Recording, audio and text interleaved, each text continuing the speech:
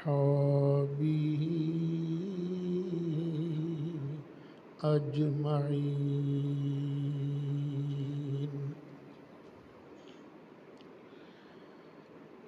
أما بعد فأعوذ بالله من الشيطان الرجيم.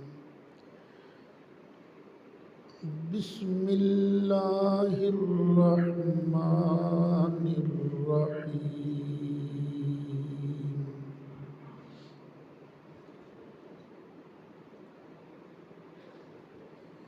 النبي أولى بالمؤمنين من أنفسهم وأزواجه أمهاتهم. صدق الله مولانا العظيم وبلغنا رسوله النبي الأمين الكريم.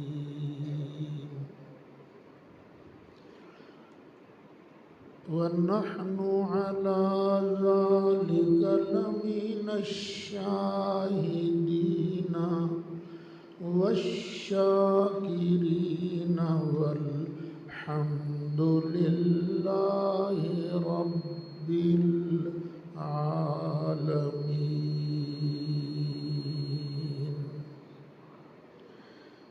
بڑی محبت سے اپنے آقا و مولا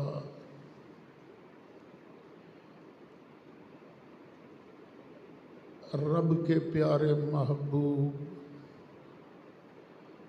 شب اسرا کے دولہ ہم گناہگاروں کے سفارشی ہمارے وکیل صلی اللہ علیہ وسلم کی بارگاہ بے کس پناہ میں ہدیہ درود و سلام جھوم جھوم کر پیش کریں. الصلاۃ والسلام علیک یا رسول اللہ وعلی آلک وأصحابک یا رحمۃ للعالمین. الصلاۃ والسلام علیک یا امام الانبیاء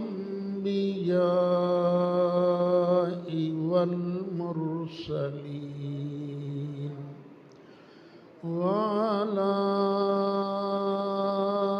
آلک وأصحابک یا جد الحسن والحسین. بلغ العلا بکمالہ کشف الدجا بجمالہ حسنت جمیع خصالہ صلوا علیہ وآلہ.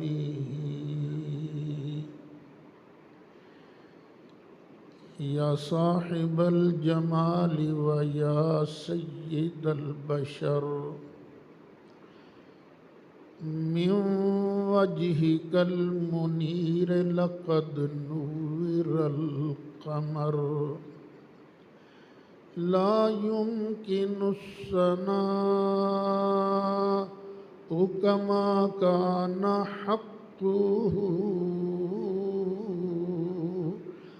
بعد از خدا بزرگتوی قصہ مختصر.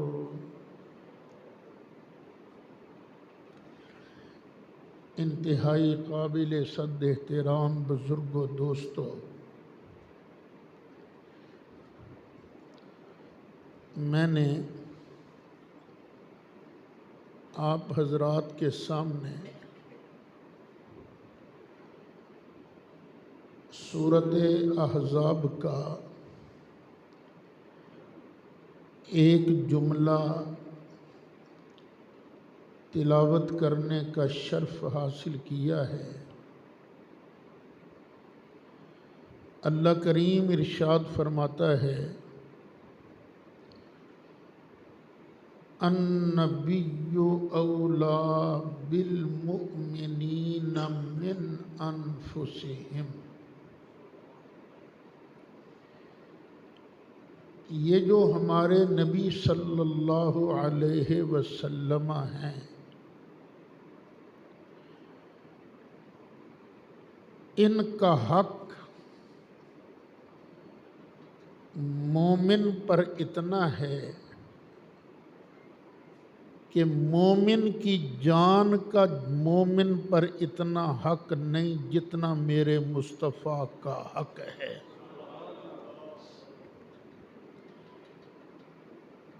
یعنی نبی کریم علیہ السلام کی عزت و عظمت کا مسئلہ ہو، جان کہتی ہے مجھے بچاؤ، لیکن جب ناموس رسالت کی باری آئے تو اب مومن پر لازم ہے کہ جان کو مصطفیٰ کے ناموس پر قربان کر دے۔ وَأَزْوَاجُهُ أُمَّهَاتُهُمْ، اور نبی کریم علیہ السلام کی جو بیویاں ہیں وہ مومنوں کی مائیں ہیں۔ جس جس عورت نے نبی کریم علیہ السلام سے نکاح کیا، سرکار کے ساتھ گزارا کیا، وہ ہم مومنوں کی امی جان ہیں۔ اس سے پتہ چلا کہ اللہ تعالیٰ نے جہاں باقی اہل بیت کو مرتبہ عطا کیا ہے، باقی صحابہ کو مرتبہ عطا کیا ہے، وہیں پر اللہ تعالیٰ نے اپنے محبوب علیہ السلام کی ازواج کو بھی بہت بڑا مرتبہ عطا کیا ہے۔ مومن اپنی ماں کا اتنا احترام نہیں کرتا جتنا اپنی روحانی ماں نبی کریم علیہ السلام کی بیویوں کا احترام کرتا ہے۔ اور کچھ لوگ ہیں جو سرکار کی بیویوں کو گالیاں دیتے ہیں، شیعہ۔ تو یہ شیعہ مومن نہیں، کیوں؟ اس لیے کہ مومن ہے ہی وہ جو نبی کریم علیہ السلام کی بیویوں کو اپنی ماں سمجھے، بلکہ ماں سے بڑھ کے درجہ دے۔ ماں بنی ہے باپ کی نسبت سے، اور نبی کریم علیہ السلام کی بیویاں ہماری مائیں بنی ہیں تو اللہ کے محبوب کی نسبت سے۔ ان میں سے ازواج میں سے سرکار کی پہلی بیوی، ہم سب کی بڑی امی جان، یہ ہیں حضرت سیدہ خدیجۃ الکبریٰ رضی اللہ تعالی عنہا۔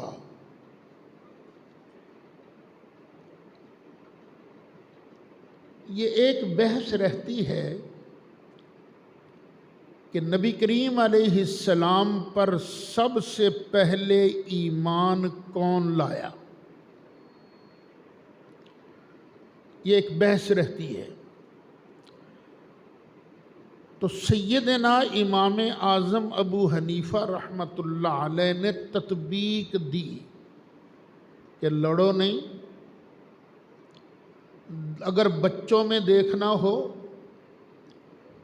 تو سب سے پہلے حضرت سیدنا علی مرتضیٰ کرم اللہ تعالی وجہہ الکریم ایمان لائے۔ اگر بڑوں میں دیکھنا ہو، مردوں میں دیکھنا ہو، تو حضرت سیدنا ابو بکر صدیق رضی اللہ عنہ سب سے پہلے ایمان لائے۔ اگر غلاموں میں دیکھنا ہو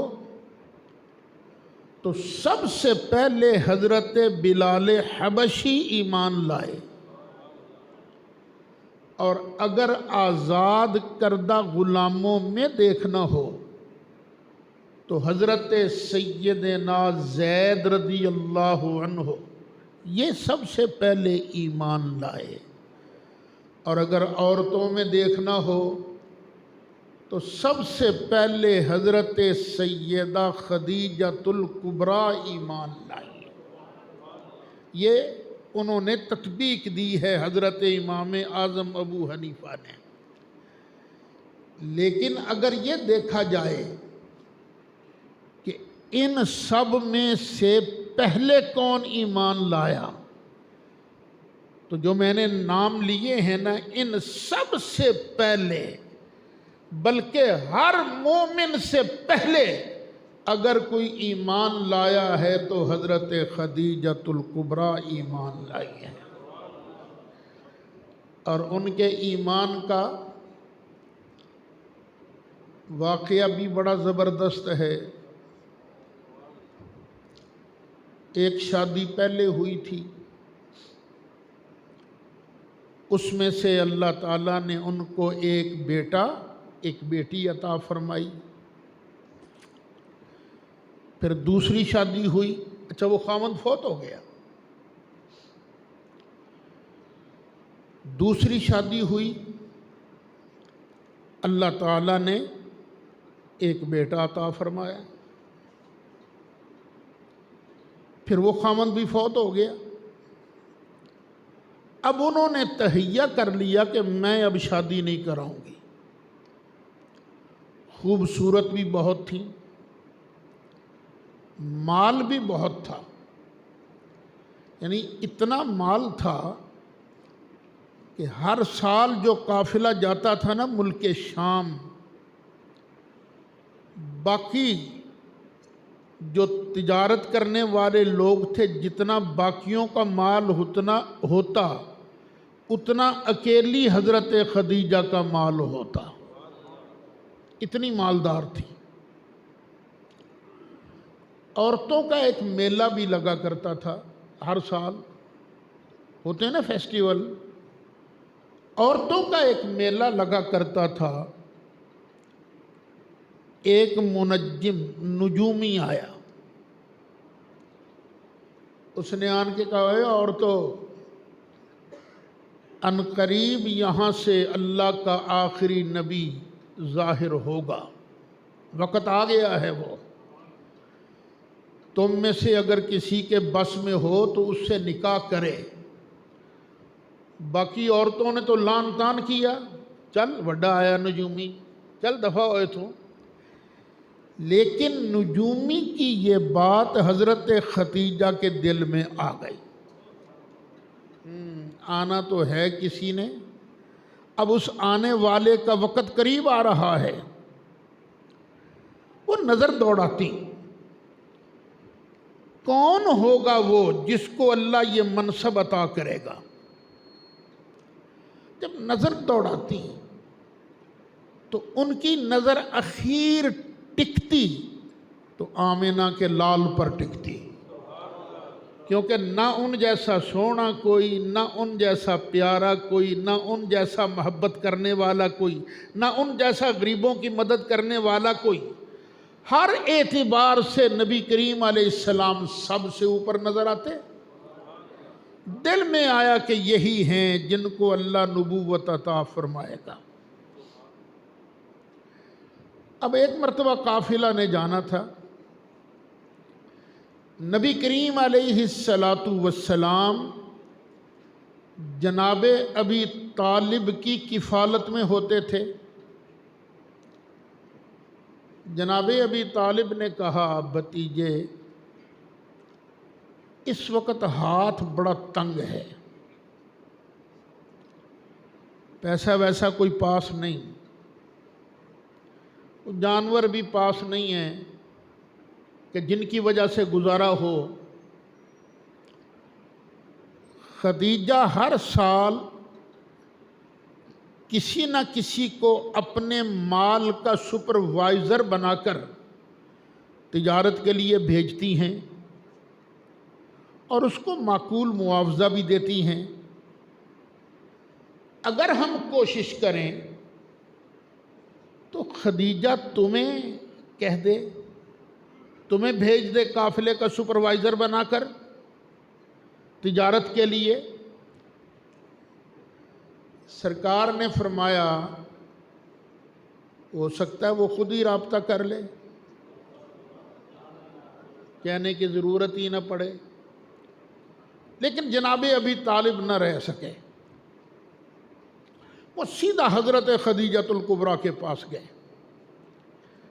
فرمانے لگے، خدیجہ آپ ہر سال کسی نہ کسی بندے کو نگران بنا کر تجارتی قافلے کا ملک شام بھیجتی ہو،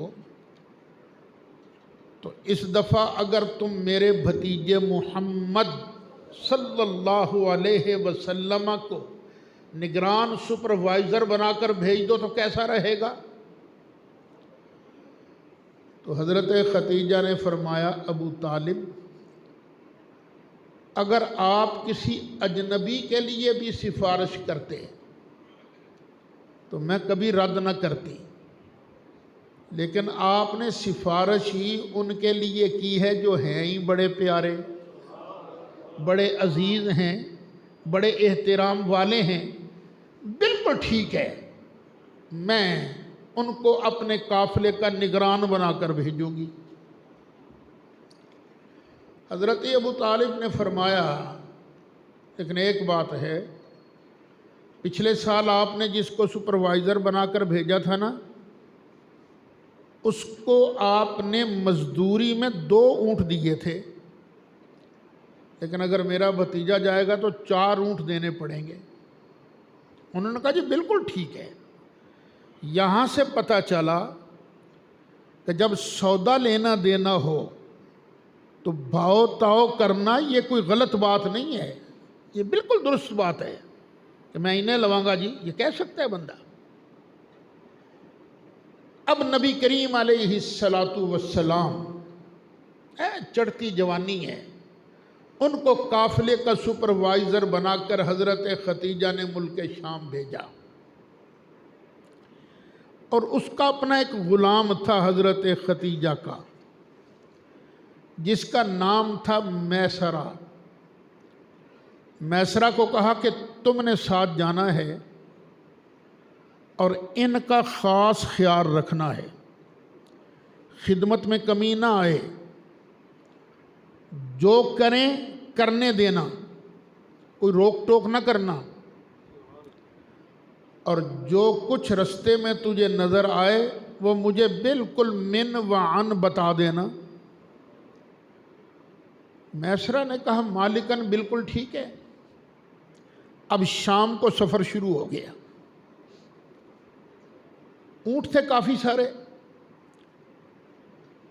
اچانک 2 اونٹ سست پڑ گئے، ان کی وجہ سے یا اونٹ گنوانے پڑتے یا سفر بڑا سلو ہو جاتا۔ میسرہ پیچھے تھا، سرکار آگے تھے، وہ بھاگا بھاگا آیا اور آن کے کہنے لگا، اے محمد صلی اللہ علیہ وسلم، 2 اونٹ سست ہو گئے ہیں جس کی وجہ سے قافلہ کی رفتار میں فرق آ رہا ہے۔ سرکار نے فرمایا، اچھا؟ سرکار پیچھے آئے، ابھی وحی نہیں آئی، ابھی جبریل اللہ کا پیغام لے کر نہیں آیا، ابھی تقریباً 20-22 سال باقی ہیں، سرکار پیچھے آئے اور پیچھے آ کے نا دونوں اونٹوں کی ٹانگوں پر یوں اپنا کرم والا، سخاوت والا، بخشش والا ہاتھ مبارک لگایا تو یہ دونوں اونٹ باقی سارے اونٹوں سے تیز ہو گئے۔ سارے اچھوں میں اچھا سمجھیے جسے، سارے اچھوں میں اچھا سمجھیے جسے، ہے اس اچھے سے اچھا ہمارا نبی، سب سے اولا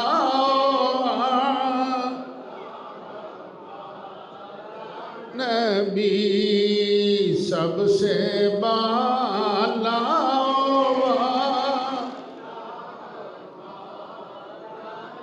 محبت سے، سارے اچھوں سمجھیے جسے، سارے اچھوں سے اچھا سمجھیے جسے، ہے اس اچھے سے اچھا ہمارا بھی، سب سے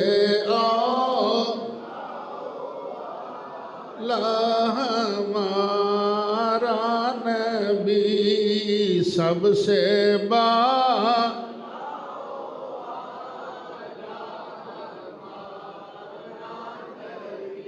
آپ نے جانور رکھا ہو، جانور کچھ لیزی ہو جائے، سست ہو جائے، بیمار پڑ جائے، آپ اس کی پشت پر لاکھ ہاتھ پھیریں، ٹانگوں پر ہاتھ پھیریں، کچھ بھی نہیں ہوتا۔ ہو سکتا ہے آپ کے ہاتھ پھیرنے کی وجہ سے کچھ جراثیم اس میں منتقل ہو جائیں، زیادہ بیمار ہو جائے، لیکن اللہ تعالیٰ نے اپنے محبوب کو بنایا ہی ایسا تھا، سرکار کی شان ہی ایسی تھی، ابھی وہی نہیں آئی پھر بھی سارا جسم معمر ہے، سارا جسم معطر ہے، سارا جسم شفا دینے والا ہے۔ نبی کریم علیہ السلام نے ہاتھ پھیرا تو ہاتھ پھیرنے کی دیر تھی، وہ اونٹ باقی اونٹوں سے تیز ہو گئے۔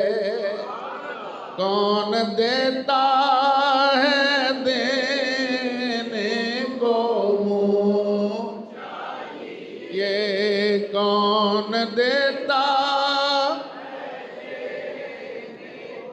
منہ چاہیے، دینے والا ہے ہمارا نبی، سب سے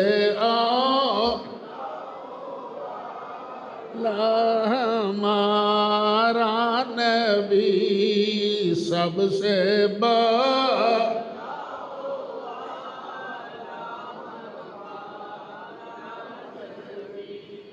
ملک شام کی طرف سفر جاری ہے، رستے میں ایک چرچ، ایک گرجا، اس گرجے کے پاس ایک درخت، راہب پادری صاحب کا نام تھا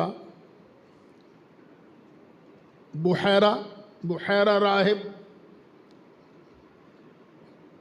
وہ بحیرہ راہب دیکھ رہا تھا قافلہ آ رہا ہے اور قافلے میں ایک جوان کے سر پر بادل اپنا سایہ کیے ہوئے ہے،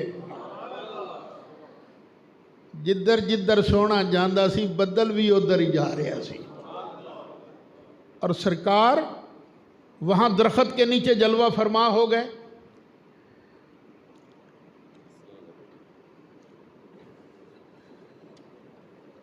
میسرہ کے ساتھ پادری صاحب کی الیک سلیک تھی، آتے جاتے رہتے تھے نا،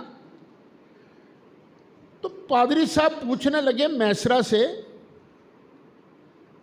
یہ نوجوان کون ہے؟ انہوں نے کہا جی ان کا نام ہے محمد صلی اللہ علیہ وسلم۔ پادری صاحب کہیں گے ان کی آنکھوں میں ہر وقت سرخی رہتی ہے؟ کہیں گے جی بالکل ہر وقت ان کی آنکھوں میں سرخی رہتی ہے۔ اکھاں وچ قدرتی سرمے دی تاری،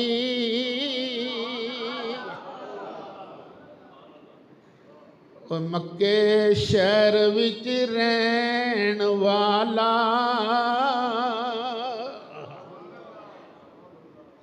سرخی رہتی ہے ہمیشہ؟ ہاں رہتی ہے۔ بحیرہ راہب کہنے لگا میسرہ میری بات یاد رکھنا، یہ اللہ کا آخری نبی ہے، سارے رسولوں کا سردار ہے، اس پر اللہ تعالیٰ نبوت کا دروازہ بند فرما دے گا۔ میسرہ نے یہ بات بھی دل میں رکھ لی کہ وہ یہ کہہ رہا ہے۔ اب جب ملک شام پہنچے، سودے ہونے شروع ہو گئے، سودے ہونے، قربان جائے رستے میں بارش بھی ہوئی تھی، تو بارش کی وجہ سے کھجوریں گیلی بھی ہوئیں، کچھ خشک رہ گئیں کچھ گیلی۔ نبی کریم علیہ السلام نے خشک کھجوروں کا ڈھیر الگ کیا، گیلی اور بارش والی کھجوروں کا ڈھیر الگ کیا۔ جو گیلی کھجوریں تھیں ان کا ریٹ تھوڑا رکھا، جو خشک کھجوریں تھیں ان کا ریٹ نسبتاً زیادہ۔ لوگ آتے کہتے ہاں جی کیا ریٹ ہے؟ سرکار فرماتے ان کا ریٹ اتنا، ان کا ریٹ اتنا۔ کہنے لگے وہ لوگ جو خریدار تھے آپ نے فرق کیوں رکھا؟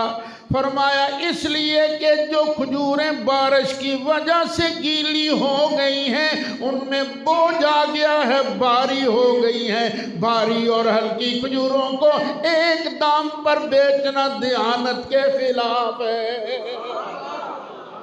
لو جی شورا ہو گیا، ایک نیا تاجر آیا جو بڑا ہی دیانتدار ہے، اپنی چیز کا عیب چھپاتا نہیں بلکہ بیان کرتا ہے۔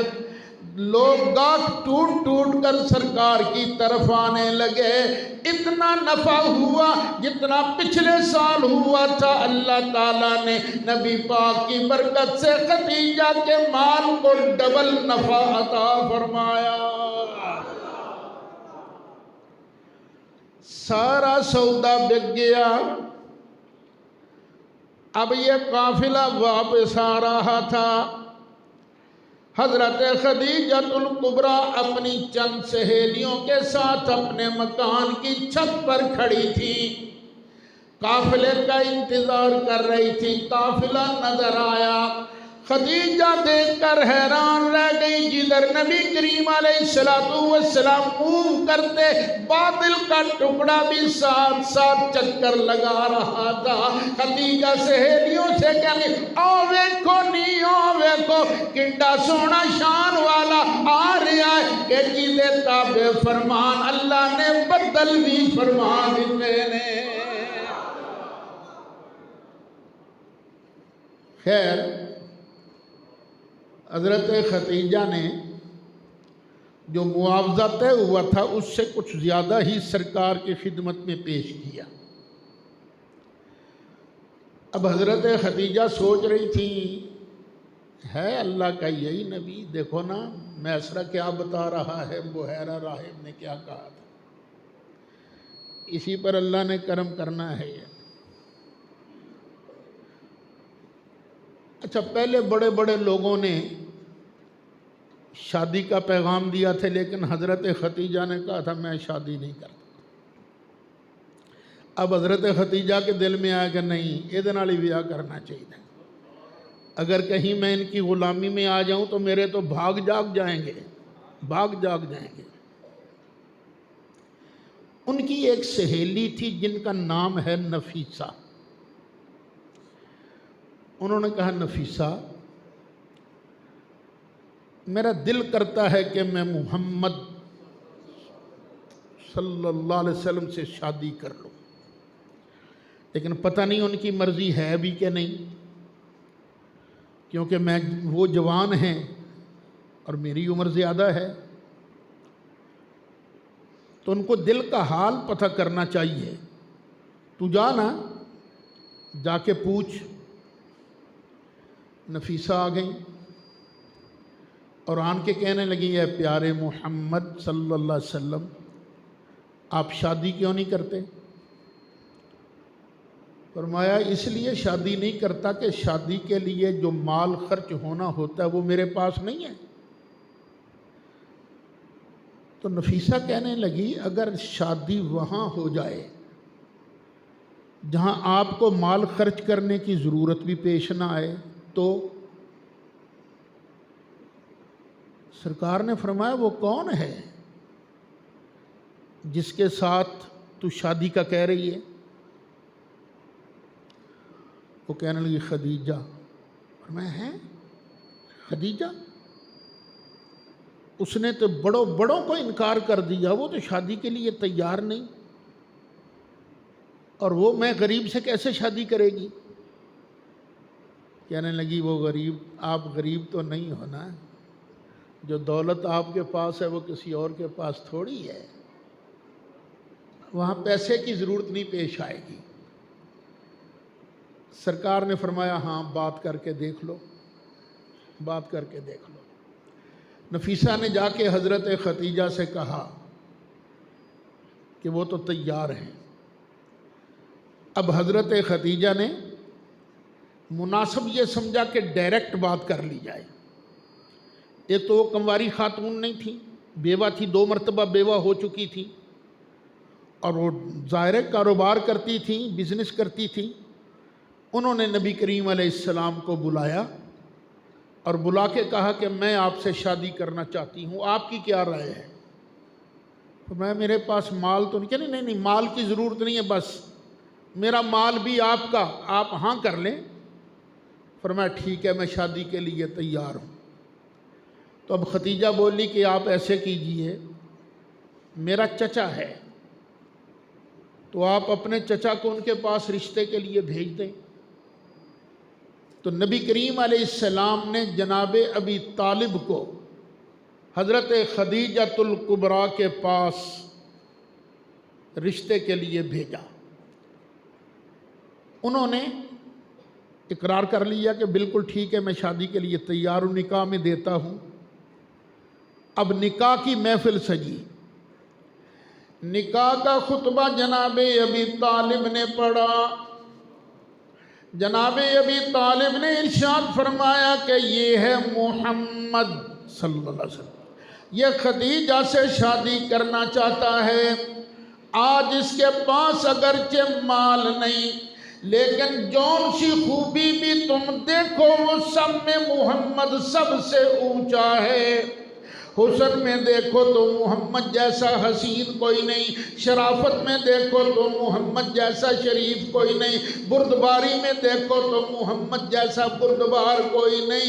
اور میں اللہ کی قسم کھا کر کہتا ہوں وہ وقت بھی قریب آنے والا ہے جب میرے بھتیجے کی شان ساری دنیا پر ظاہر ہو جائے گی۔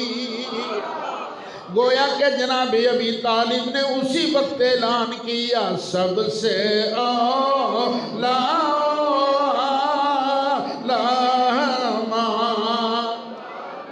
بھی سب سے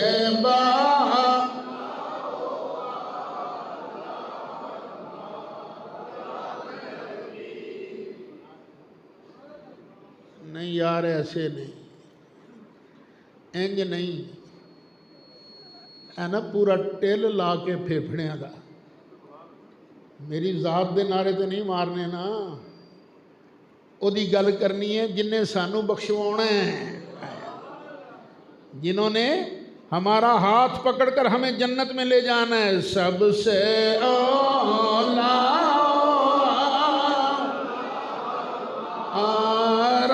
نبی، سب سے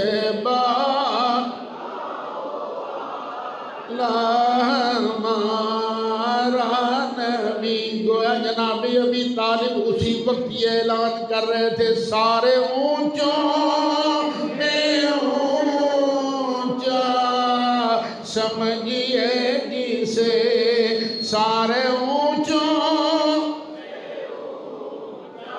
سمجھیے جسے ہے اس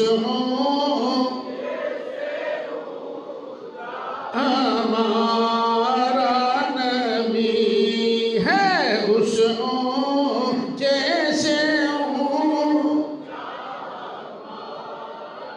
نبی سب سے اولا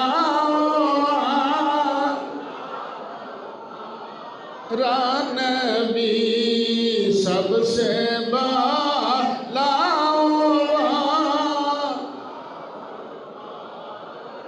نبی سب سے بالا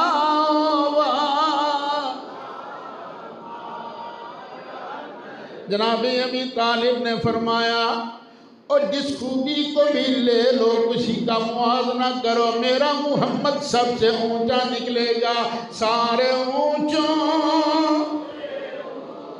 چا سمجھیے جسے سارے اونچوں سے اونچا سمجھیے جسے ہے اس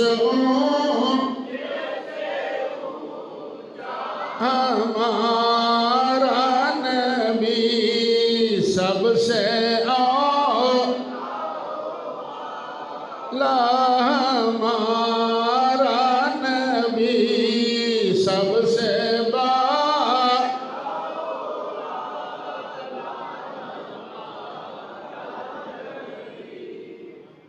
نکاح ہو گیا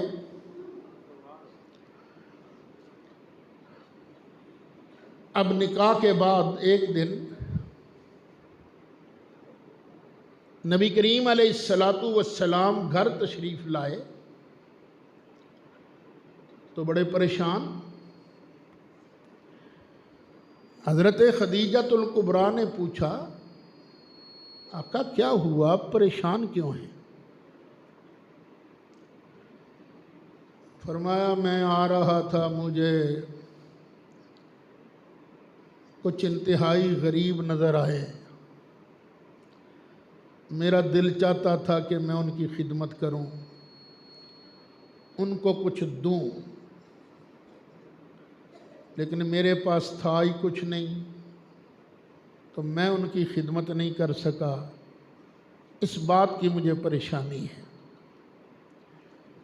حضرت خدیجہ نے کہا تو آپ ایسے کیجئے ذرا مکے کے سرداروں کو تو بلا لائیے سرکار مکے کے سرداروں کو بلانے گئے ادھر حضرت خدیجہ نے اپنا مال پیسے وہ سارے ایک جگہ ڈھیر کر دیے وہ ڈھیر اتنا اونچا تھا کہ حضرت خدیجہ پیچھے بیٹھتی تو چھپ جاتی نظر نہ آتی اتنا اونچا ڈھیر پیسوں کا بہت بڑی مالدار خاتون تھی نا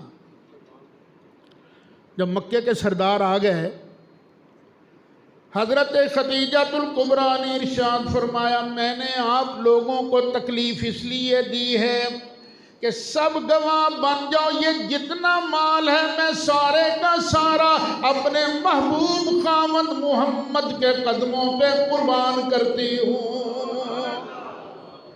اس مال کے مالک آج کے بعد میرا محمد ہے صلی اللہ علیہ وسلم دیکھیے اللہ تعالیٰ نے کس طرح نبی کریم علیہ السلام کو غنی فرمایا خود اللہ فرماتا وَالضُّحَىٰ وَاللَّيْلِ إِذَا سَجَىٰ مَا وَدَّعَكَ رَبُّكَ وَمَا قَلَىٰ وَلَلْآخِرَةُ خَيْرٌ لَكَ مِنَ الْأُولَىٰ وَلَسَوْفَ يُعْطِيكَ رَبُّكَ فَتَرْضَىٰ أَلَمْ يَجِدْكَ يَتِيمًا فَآوَىٰ وَوَجَدَكَ عَائِلًا فَأَغْنَىٰ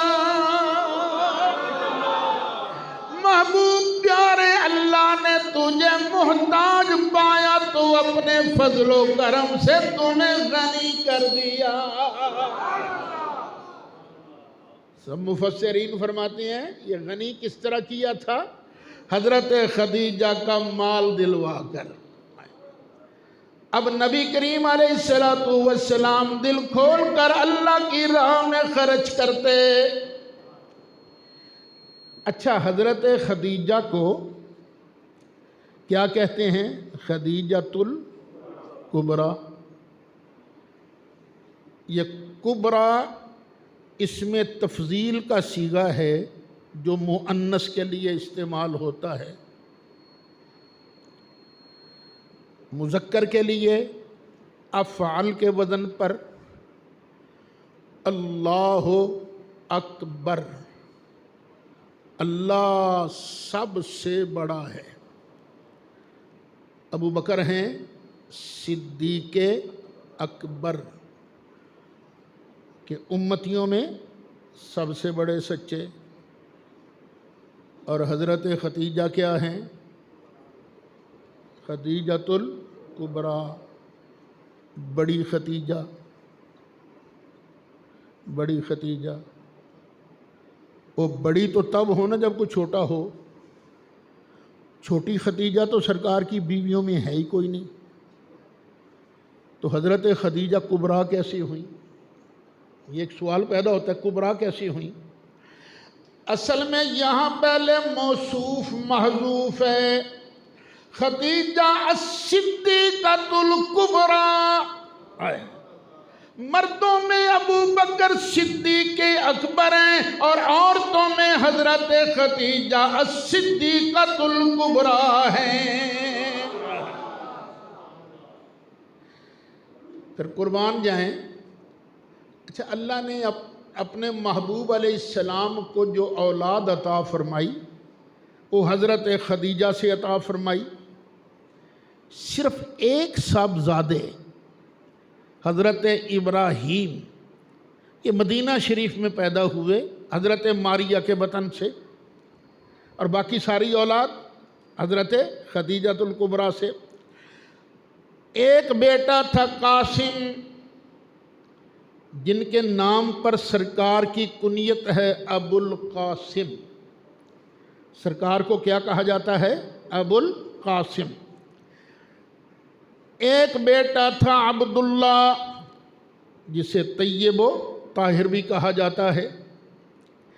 4 بیٹیاں اللہ تعالیٰ نے حضرت خدیجہ کے بطن سے عطا فرمائیں۔ ہماری کتابوں میں تو موجود ہی ہے، شیعہ حضرات کی کتابوں کے اندر بھی موجود ہے اصول کافی، جس کے بارے میں شیعہ حضرات کا دعویٰ ہے کہ یعقوب کلینی نے کتاب لکھ کر غار کے اندر حضرت امام مہدی کے سامنے پیش کی۔ امام مہدی نے وہ کتاب پڑھی تو فرمایا کافی لشیعتنا، یہ کتاب ہمارے شیعوں کے لیے کافی ہے، اسی لیے اس کا نام ہو گیا اصول کافی۔ اصول کافی کے اندر یہ موجود ہے، اللہ تعالیٰ نے نبی کریم علیہ السلام کو حضرت خدیجۃ الکبریٰ کے بطن سے زینب عطا فرمائی، رقیہ عطا فرمائی، ام کلثوم عطا فرمائی، اور جنتی عورتوں کی سردار فاطمہ زہرا عطا فرمائی۔ تو سرکار کی بیٹیاں کتنی ہیں؟ 4۔ اور کس کے بطن سے ان کی ماں کون ہے؟ حضرت خدیجۃ الکبریٰ۔ اور یہ مسئلہ تو قرآن سے بھی ثابت ہے۔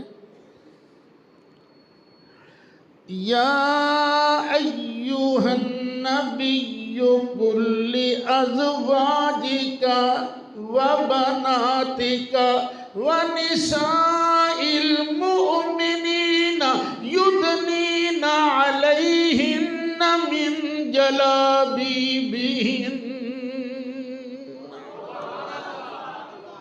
اے غیب کی خبریں دینے والے، کل ازواجک، اپنی ازواج کو آرڈر دے دیجئے۔ اچھا، عربی زبان میں صیغے 3 ہوتے ہیں، اردو میں، انگلش میں فارسی میں 2، واحد ایک کے لیے اور ایک سے زیادہ کے لیے جمع، لیکن عربی زبان میں 3، واحد کے لیے، ایک کے لیے واحد کا صیغہ، 2 کے لیے تثنیہ کا صیغہ، تثنیہ کا۔ تبت یدا ابی لہب وتب، کہہ دو سبحان اللہ۔ تبت یدا ابی لہب وتب، ابو لہب کے دونوں ہاتھ ٹوٹ گئے۔ یدا یہاں یدانے تھا نا، تم اضافت کی وجہ سے نون اعرابی گر گیا۔ یہ ہے تثنیہ، 2 کے لیے آتا ہے تثنیہ اور 2 سے زیادہ کے لیے جمع کا صیغہ۔ اب یہ آیت جو میں نے تلاوت کی ہے اس کا ترجمہ سنیے۔ یا ایھا النبی قل لازواجک، غیب کی خبریں دینے والے اپنی ازواج کو کہہ دیجئے، ازواج ہے جمع کا صیغہ، تو پتہ چلا نبی پاک کی بیویاں 2 سے زیادہ، وَبَنَاتِكَ، اور اپنی بیٹیوں سے فرما دیجئے، بنات جمع کا صیغہ۔ اگر نبی کے پاک علیہ السلام کی بیٹی ایک ہوتی، اللہ فرماتا کل بنتک، اپنی ایک بیٹی سے کہہ دیجئے۔ اگر نبی کریم علیہ السلام کی بیٹیاں 2 ہوتی، اللہ فرماتا قل ازواجک وبنتیک، حبیب اپنی 2 بیٹیوں سے کہہ دیجئے۔ لیکن اللہ نے نہ بنتے کا فرمایا نہ بنتئی کا فرمایا، بلکہ فرمایا قل ازواجک وبناتک، حبیب پیارے اپنی بیویوں سے کہہ دیجئے اور اپنی 2 سے زیادہ بیٹیوں سے کہہ دیجئے۔ تو سرکار کی بیٹیاں 4، کتنی؟ 4۔ شیعہ حضرات کی ایک بڑی معتبر کتاب ہے جس کا نام ہے نہج البلاغہ، اور سچی بات یہ ہے، مکر جائیں تو الگ بات، لیکن نہج البلاغہ کا درجہ قرآن سے زیادہ سمجھتے ہیں۔ یہ جو ہمارے پاس قرآن ہے نا، یہ مجبوری کی وجہ سے پڑھتے ہیں، وگرنہ اس کو اصل قرآن نہیں مانتے۔ باقاعدہ کتابوں کے اندر لکھا ہے اصل قرآن مولا علی کے پاس موجود ہے، پھر مولا علی نے آگے دیا تو مولا حسن کے پاس آیا، مولا حسن سے مولا حسین کے پاس آیا، اب چلتے چلتے وہ جو امام غائب ہے نا، امام مہدی، ان کے پاس موجود ہے۔ جب وہ تشریف لائیں گے تو پھر اصل قرآن پڑھا جائے گا۔ چند مہینے پہلے وہ کراچی میں ایک شیعہ ذاکر کہہ رہا تھا مبارک ہو، اوریجنل قرآن آ رہا ہے سامنے، یاد ہے آپ کو میں نے بتایا تھا، اوریجنل قرآن آ رہا ہے، اور 4 ائمہ معصومین، انگلینڈ کی، برطانیہ کی یونیورسٹی نے کہا ہے یہ وہی پیپر ہے جو اس دور میں استعمال ہوتا تھا، تو اوریجنل قرآن ان قریب سامنے آ جائے گا۔ تو یہ اس قرآن کو اصل نہیں مانتے، بہرحال نہج البلاغہ کا درجہ قرآن سے زیادہ مانتے ہیں۔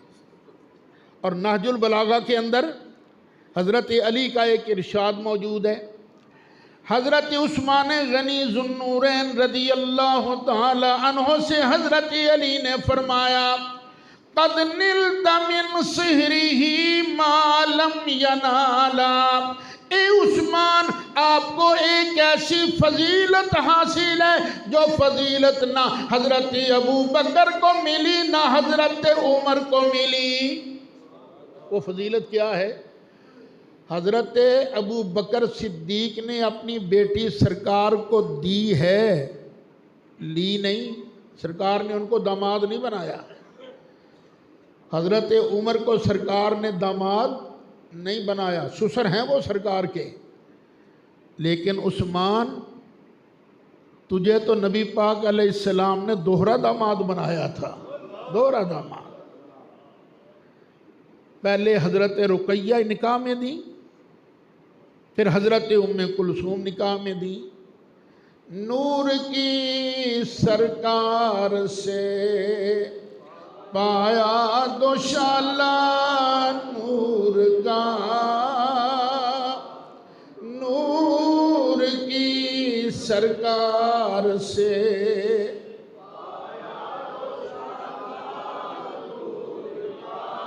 نور کی سرکار سے پایا دوشالہ نور کا، نور کی سرکار سے پایا دوشالہ نور کا۔ ہو مبارک تم کو ذوالنورین جوڑا، ہو مبارک تم کو ذوالنورین جوڑا۔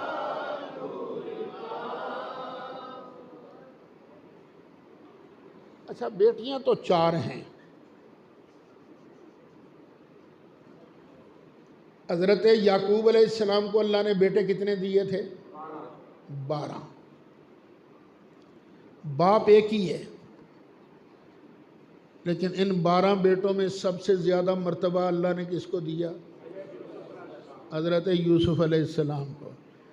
اسی طرح سرکار کی بیٹیاں 4 ہیں، چاروں شان والی، چاروں جنتی، چاروں کے بارے سرکار کے فرامین موجود ہیں۔ لیکن یہ تو اللہ تعالیٰ کی سنت ہے نا، ان چاروں میں سب سے زیادہ مرتبہ اللہ نے حضرت سیدہ فاطمہ زہرا کو نصیب فرمایا ہے۔ یہ حضرت جتنے سید ہیں یہ حضرت فاطمہ کی اولاد میں سے ہیں، اور حضرت فاطمہ کس کی بیٹی ہیں؟ سرکار کی۔ اور ماں کون سی؟ حضرت فاطمہ کی، حضرت خدیجۃ الکبریٰ۔ تو جتنے سادات ہیں ان کی بڑی نانی حضرت خدیجۃ الکبریٰ ہے۔ حضرت خدیجۃ الکبریٰ نے وفاؤں کا حق ادا کر دیا۔ ایک مرتبہ مکے کے کافروں نے مشاورت کر کے سرکار کی وجہ سے بنو ہاشم کا بائیکاٹ کر دیا، مقاطعہ کر دیا۔ ایک گھاٹی ہے شعب ابی طالب، وہاں ان کو بند کر دیا اور آرڈر دے دیا انہوں نے، ابو جہل وغیرہ نے، نہ کوئی ان سے سودا لے نہ کوئی ان کو سودا دے، بس بائیکاٹ۔ اب پتے کھا کھا کے چھوٹے چھوٹے بچے بس 3 سال تک گزارے۔ یہ مقاطعہ بائیکاٹ بنو ہاشم کا تھا، حضرت خدیجۃ الکبریٰ کا نہیں تھا، ان کی برادری کا نہیں تھا۔ لیکن حضرت خدیجۃ الکبریٰ نے کہا سونے جتھے تو اوتھے ہی میں آئے۔ پورے 3 سال تک شعب ابی طالب کے اندر یہ وہاں بند رہی۔ اور پھر ان کو اللہ نے یہ ایک وصف دیا تھا، یہ بات کرنا جانتی تھی اور سرکار کو ڈھارس بندھانا جانتی تھی۔